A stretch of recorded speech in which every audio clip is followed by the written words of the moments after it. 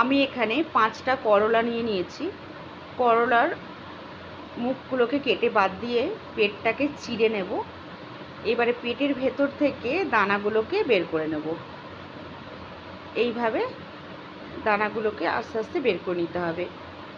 এমনভাবে চিড়তে হবে যেন দানাগুলোই খালি বেরোয়, যেন দু অর্ধেক যেন না হয়ে যায়। এইরকম এইভাবে আমি প্রত্যেকটা আগে থাকতেই করে নিয়েছি, দানাগুলোকে বার করে নিয়েছি। এবারে ভালো করে ধুয়ে নেব। ধোয়া হয়ে গেছে। এবারে কড়াতে একটু নুন দিয়ে ভাপিয়ে নেব। ঢাকা দিয়ে দিলাম। ভাপানো হয়ে গেছে। এবারে জল থেকে তুলে ঠান্ডা করে নেব।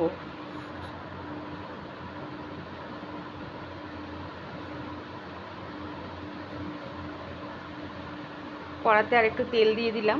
এবারে এখানে জিরে, গোটা জিরে, ধনে আর মৌরি তেলে দিয়ে দিলাম। এবারে কোচানো পেঁয়াজ, গোটা রসুন আর কাঁচা লঙ্কা দিয়ে একটু ভেজে নেব।